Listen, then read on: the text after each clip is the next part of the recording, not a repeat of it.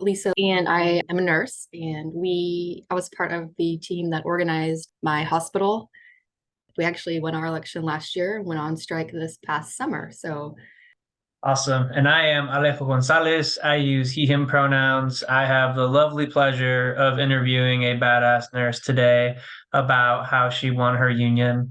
I've been a DSA member for many years now and currently organizing unions in the healthcare and mental health field. So at this stage, like it says here, you should have workplace structure and workplace issues. So in the chat, some of you here I know are organizing a union. Some of you here may not be doing it, but in the chat, why are you organizing a workplace? And if it's a hypothetical, why would someone organize their workplace? Why are you organizing your workplace? Job security, to get a better life, to abolish the wage system, higher stipends for grad workers. Alvin, could you come off mute and give me a little bit more background on that? Yeah, sure. I'm actually a grad worker at NC State University, and using some of the ideas shown in y'all's educational series, we've set up an workplace organizing committee, and are trying to establish a union here. And we've been reaching out to graduate workers in different departments to try to join the union and do direct actions to try to raise stipends and get rid of fees.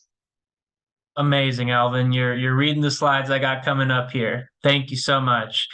Seeing wages not keeping up. Jared, I know you've been organizing your workplace. Tell me a little bit more about how wages have come up in your conversations with your coworkers. Oh, sure. Can y'all hear me? Yeah. Okay. Yeah. Well, basically, during the pandemic, our company froze raises and hardly gave any last year. And so just the cost of living has gotten so bad. So, yeah, that's just been one of the big things at our company. Yeah, costs of go up, right? Wages need to go up and they're not. I'm seeing protection from harassment for our marginalized workers, better working conditions, protecting yourself from the boss's whims, getting respect from the boss, right? To get a better life. Like these are all reasons campaigns start, right? And these are all reasons campaigns exist, is there are issues and demands have to be made. Next slide, please. Building power and unity. So just like we were talking about, we heard from Alvin, right? Organizing around issues that affect the entire workforce. Alvin's got an organizing committee ready to go. That means the issues that Alvin was organizing around were things that people felt, people across the board felt. Flexibility, right? This is really the capacity for a group to maintain stability and withstand change. New bosses come in, cost of livings go up, they go down, wages go up, they go down, things change, right? And really building power and unity, you have to have flexibility with your coworkers. Communication, big one. Listening, clarity, respect. You're never going to understand what other issues are going on at the workplace unless you're talking to one another, unless you have a good understanding of what people are feeling, what's being widely felt across the workplace, right?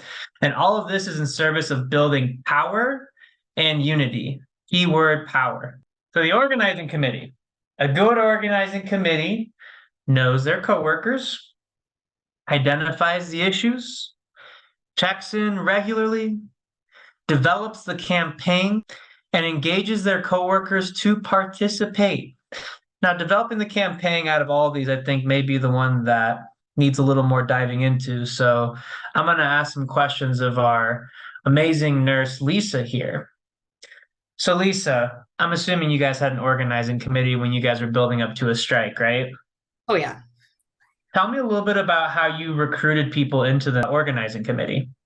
The way I had gotten in was actually found somebody online it was like a nurses forum that had asked me about it because all my other coworkers that were interested had already found other jobs.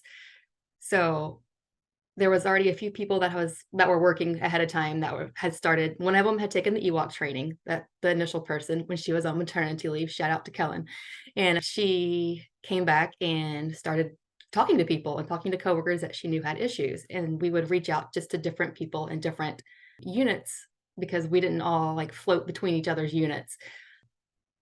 And I would bring people in that I knew had influence on different groups and that had issues that they had spoken about before. And it really just spread out like just a ripple from there. And we would meet weekly and bring more people in. And so, like, when you were bringing people in, were you guys picking out certain folks to join the committee, or were you guys just kind of wide shot, whoever wants to come in, come on in?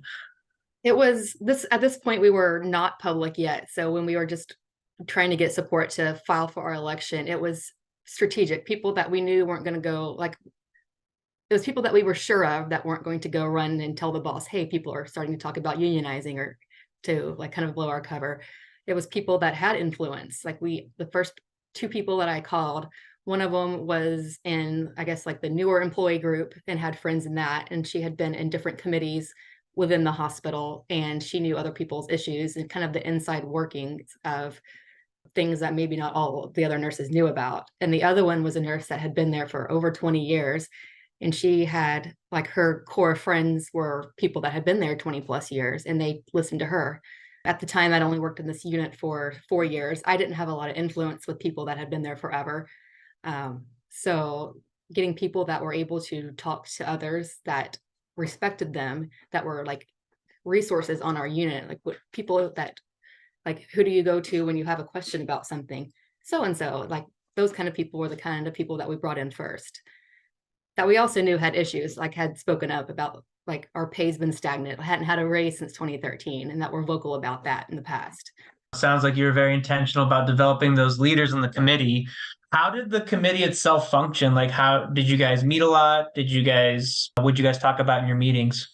We were on Zoom until we decided almost we're about to file for our election, but we had Zoom meetings at 8. We would pick a day each week or every 2 weeks, and it would be 8 p.m. and 8 a.m. So we could cover both shifts, because at some, we're always at work. So there's no like closed hours for hospitals. So like at 8 a.m. that could catch the night shift coming off shift, and 8 p.m. could catch the day shift coming off shift. And we would talk about, like, we would keep up with our numbers, like how many people do we know that have either signed cards or that are like willing to come in, or like let's do this. And each week we would like say, this is like an X% increase in this unit, or this is how many people we brought on in this unit that may have not even been exposed to, like, or we may not have even heard from before. So we would keep track of like how many are in and how many are out, and like the social mapping and everything within everybody. Absolutely. Thank you, Lisa. As you just heard, committees are constantly mapping. They're talking about who can move who. What are people talking about, right? I know Lisa and I had a conversation because I was super interested in how she did her hospital organizing, and departments had totally different siloed issues at times, right? But that big communication and making sure that there were those widely felt issues and having conversations about it is what happened, right? Widely and deeply felt issues, definable and concrete, right? Not just, well, the boss could be nicer, but like, we need wages to be able to keep up with cost of living, right? Cost of living has gone up this percent. We want this percent raise, specific and measurable. Going back to that point, right? Are people willing to actually organize for it? Right? Lisa was bringing on capacity by having leaders on her committee, people with, like she said, influence, people who are willing to actually make change, and people who are willing to change people's lives, right? Really willing to stick their neck out to make a difference. As any demands are, you got to know both sides of it. You got to know what the boss is going to say, right? So you always want to assess your strengths and weaknesses. You want to creatively problem solve together. That's why a committee exists. You need a bunch of minds, a bunch of frontline workers talking about how to be strategic as a group, right? How to work together as a group. You want to leverage your collective strengths, minimize your collective weaknesses. There's a lot of power that comes from individuals working together, right? But the boss knows that, and the boss will try and divide people up. So understanding that. Protect against being exploited by the other side. We see messaging all the time at the workplace and outside talking about, well, the union's just greedy. These workers are just troublemakers, right? Understand what they're going to try and do. before it happens. And do the same with the other side. Know what they're going to say. Orient your tactics according to what you know of management. In those organizing committee conversations, talk about what you know about your supervisor. Talk about what you know about their boss, and moving up the chain of the executives, right? And direct all strategy towards the goal. What is it that you want to get done, right? Is it safe scheduling? Is that what everyone wants to talk about? That's our goal. That's what we're moving towards. Is it a pay that keeps up with inflation? That's our goal. That's what we're moving towards. So when you're thinking about the things you want to change, you got to think about who your campaign targets are. So a decision maker is a person who can make that change for you. If you have a schedule that's tough and you know that the supervisor is the scheduler who has the decision making on it, that's your campaign target, right? But it's also got to be someone that your OC can actually network and reach to, right? You want to find ways to make them feel the heat, build the pressure, make sure that they're feeling that the workers aren't happy and that if they don't move and make a decision quick, there's going to be collective action. The target should feel like there's a crisis that they create in workers' lives, right? Cost of living is no joke. People are living on the streets. I'm talking to healthcare union members right now who have to work 2 jobs just to get by because cost of living and inflation is so bad. It is a very regular thing. And that's what the management needs to hear. That's what these campaign targets need to hear. And identify secondary targets who can apply pressure on the primary target. The organizing committee is effective, but can you mobilize other people and other individuals to also take action as well? So escalating workplace actions. This is how you get the boss to feel the heat, or the key campaign targets. That's how you turn on the heat, is escalation, right? So back to Lisa. I know you mentioned that you guys talked about better working conditions at the hospital. What were some of the tactics that you guys used, starting from the first ones all the way up to, I know you said you went on strike? Our first one, I think, was the day after we filed for election, is that we had a public delegation at our admin's office, just basically asking them to respect a code of conduct, to just have a fair election, don't have captive audience meetings. We don't have time for that. Like those, like we have patients to take care of, and just basically to not union us. Of course, that didn't happen. We had someone that's now a member in Congress that had showed up to this with us and went to our administration that, of course, locked us out of the administration building and posted on social media about it afterwards. And then we had some issues with parking, where we had a bunch of us show up and they actually let us in the admin offices to kind of say our bit. And that was in the newspaper. And then we had what was it? We ended up having a candlelight vigil a few months later for lack of safe staffing and all the patients that have had bad outcomes or died because we didn't have the staff on board to take care of them properly. We had media there. It was in the newspaper. It was all over. Like NNU posted about it online. And we had several nurses speak at this about issues that were happening, just like unit specific. Like in my unit, we are having a lot of, I'm in neonatal ICU. We had a lot of breast milk that was wasted because we didn't have dedicated milk techs to mix it. And we had just doing it as a bedside nurse, it's unsafe and wasteful. So we ended up talking about that and talking about just our labor and delivery unit and having people that were laboring in the waiting room because we didn't have staff or beds to have them all be assigned to a nurse. So that it affects everybody. Like everyone knows someone that's either having a baby or has a baby, and it's community wide. So it brings everyone into the involvement of our issues that we're having, basically safe staffing. We ended up having a picket a few months later, and that was in the rain, in the cold, lots of press. Same with reps from the media, reps from Congress were there.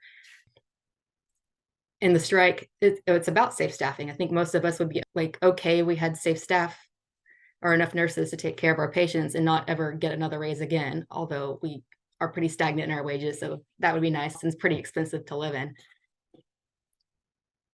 So that was basically our plan of escalation. It was always, we started small, less publicity, less in the media, and then we worked up to, cool, we're going to have a strike and it's going to be on newspapers and magazines everywhere. Amazing. And so you were mentioning the whole time, like we were talking about patient ratios, we were talking about staffing, we were talking about specific things that we knew other people were going to be concerned about, right? How did Yes. you guys make the decision in the committee to do these actions? Was it like a conversation, like we're going to start small and go big? Was it based on conversations you had with others, or was it kind of a combo? Kind of a combo. I think just in organizing in general, they like our first OC meeting after we had won our election was okay, like what do we do now? And some people were like, yeah, strike. It's like, well, no, I mean, healthcare workers aren't really looked favorably upon when they're just painted as leaving their patients. So we started small at the community. First we let our admin be aware of what we were wanting. And then it would be like in newspapers, then it would be like on the news. So it went from smaller to larger and putting pressure on them, and exposing them when like they said, oh, things are fine here. We have plenty of safe staffing, but we would like shoot back with the things that have happened that proves that we do not. It's like when all of your nurses are outside, there's something wrong on the inside. So it went from like small to like lots of pressure from the community on to the hospital for like even we had patients that joined in on the strike and everything. So Mobilizing the community, mobilizing patients to move key decision makers. Love it. That's really what it's all about, right? And they were keeping in mind that they had to focus on these issues. Lisa, can you speak a little bit on what structure tests mean and how that kind of played out for you guys? yes. So the very first thing we did after we won the election was we had people fill out a bargaining survey saying that they agreed with what I guess we had started this with our platform for change. And then this was what we came up with at our first OC meeting. You probably can't see it because of my blurry thing, but it's just like, we want safe staffing, a voice in patient care, safe floating to different units. Because when one unit's short and like my unit's overstaffed, we'll go to a different unit, which is not cool because I don't know how to take care of like CVICU, like cardiac patients when I deal with babies. So what we would gauge if people would put their names on that because we ended up turning that into admin.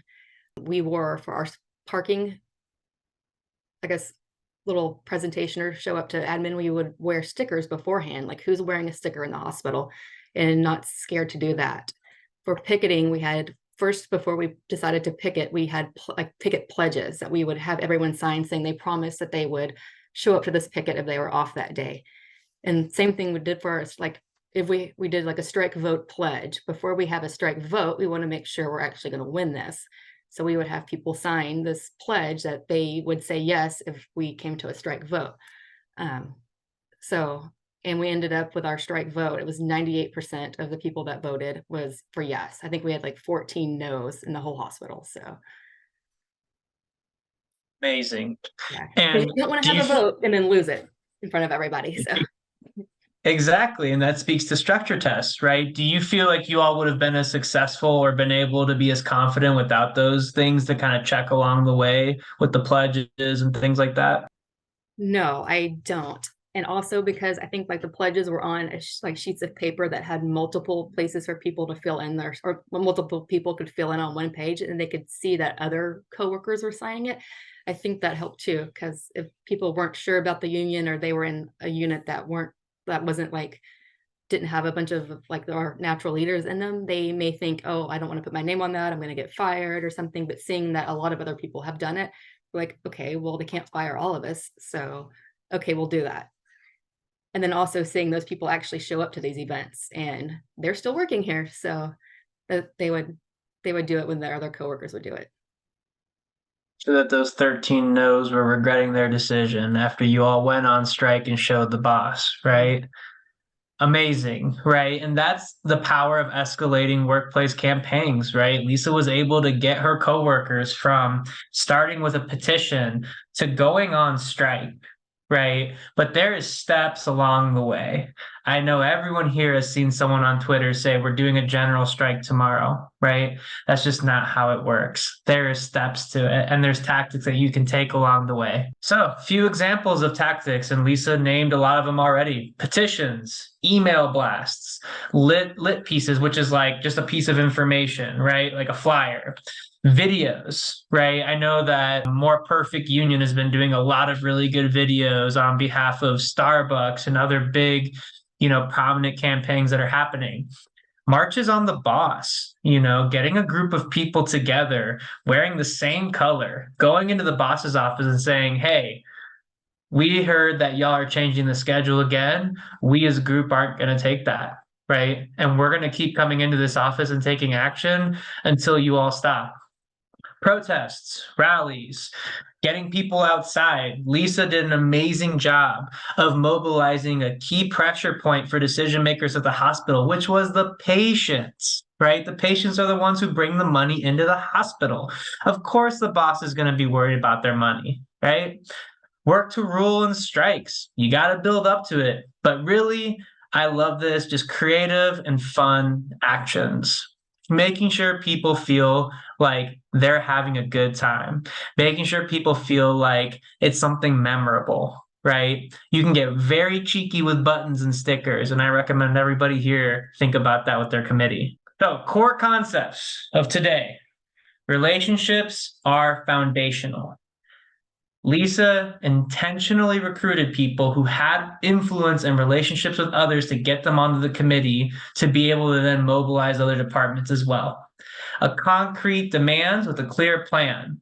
It starts with having those conversations, talking about the issues that are being had, and then getting together around what a clear plan looks like. A strategy for change, right? As a collective, what does that mean for changing the way a hospital works? What does that mean to change the way a warehouse works? What does that mean to change the way UPS works, right? And then moving forward together. The collective without working together is not powerful as individuals. But when you have everyone moving in the same direction, that's where the strength comes from.